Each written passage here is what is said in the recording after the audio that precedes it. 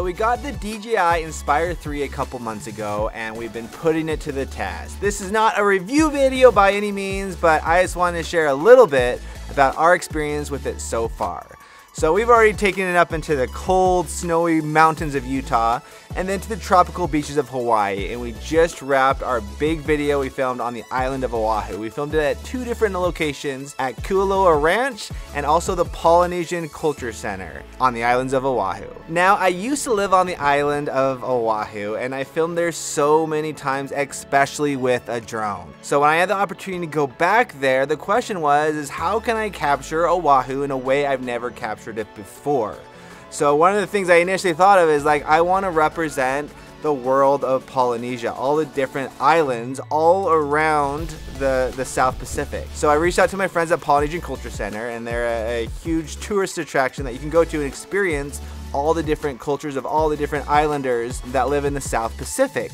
So I worked with them to make this video happen, also with Kualoa Ranch, one of the other incredible locations that you see featured throughout the video. And I've never really seen those two worlds collide, where it's representing the people of Polynesia, but also at Kualoa Ranch, and kind of showing the beauty of it, but also the culture side of it as well. So I started looking to what the Inspire 3 was capable of, and it has dual ISO. So it has dual 800 ISO, but also dual 4000 ISO. So word on the street was it was going to be incredible in low light.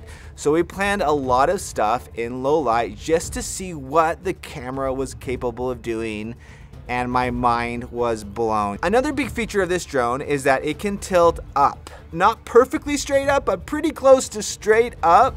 So you can get shots that look like this, where the camera's pointed up in the sky and then it tilts down and down and down, shebang. But for me, I've never been able to get any type of shots like that. So in our video we made sure to feature several of those shots that we normally couldn't get with any other drone. Another big feature of this drone is the fact that it could film at 4K RAW at 120 frames per second, which I've never been able to do either.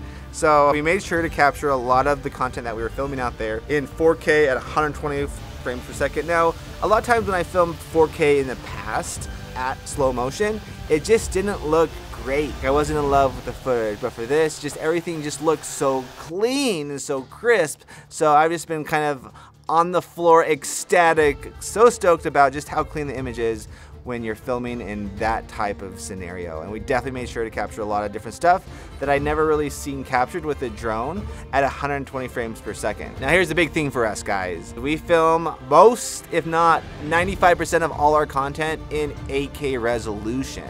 This is the first drone by DJI that I'm aware of that can pull that off. And not only does it pull it off well, it pulls it off incredibly well, as far as being able to shoot in ProRes RAW in 8K with a drone with incredibly clean image. That's some of the stuff you're seeing right now. And when I gave it to our colorist, I asked him, hey Ryan, like, how does this compare to the red footage? And he was like, it actually is amazing. And he was blown away by how well it handled fire, as far as like, it has 14 plus stops of dynamic range.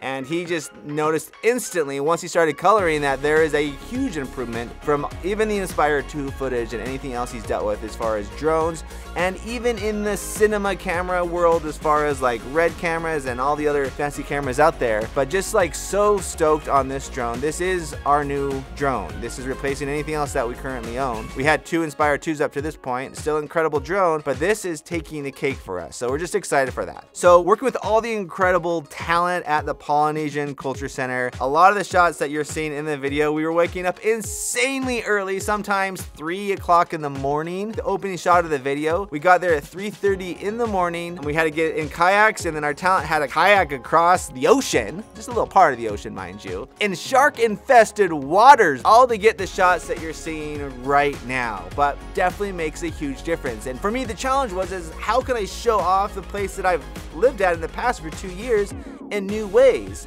So a lot of that was just like really working for the shot. It's all about the shot is kind of my motto, my slogan. One shot with the Tongan drummers, for example, there's only one shot in the video that features them, and we got there at 4 o'clock in the morning to capture that, just so we could get that little golden light And especially filming on Oahu where it's super cloudy during sunrises and sunsets. So there's usually like a little, I want to say 1 minute peak where the sun actually pops. So we're filming a lot of content, but the fact that I can film with a drone looking straight at the sun, looking at the clouds and seeing that much dynamic range as far as seeing all the detail across the board, that's a big deal for us. But it was all about working for the shot. It was about not getting any sleep. It was about running on empty. Now we had the Inspire 3, it takes 2 batteries to fly it. And we had 12 batteries, so that meant 6 flights. So we would get up super early, film sunrise, and then at the end of that, we'd go back to where we were staying at our friend's house, Richie Norton. We would charge the batteries. As we were charging the batteries, we would sleep, and then we'd wake up for sunset and film sunset. The second we got done with sunset, we'd go back to Richie's house, fall back asleep, and then do it all over again super early in the morning. So we were kind of tag teaming with the battery charging. So that was all kind of choreographed of how we were executing our plan to make this video happen. Now, we wanted to feature as many features from the drone that we could. And one of those big features that I already mentioned was the fact that it can tilt super high up without seeing the propellers. So we tried to film a lot of close proximity stuff, but also showing off that feature. And that, like, one of the end shots we got of our video was that we were super low to the ground, looking straight up and then tilting down, revealing us really close to all these palm trees. So just another feature that you don't see on drones, so we wanted to show that off. So for us, we love being a part of this video. We love making it happen with our friends at DJI. We were filming with the drone a month before it was even announced, so we really got to test the waters with it and explore what it was capable of doing. But I've never had a drone like this where it can just, it's so capable of so many things that you like wish you could do, and now you can do it. So for me, there's a lot more features we still need to unwrap and figure out because I've never had those tools and those options. So it's definitely gonna open up not just new boundaries, but new opportunities to be creative that we haven't been able to do in the past. So definitely stay tuned for a lot more content that we're gonna be pulling off with this drone and seeing what it's capable of doing. Thank you so much for watching. Over and out.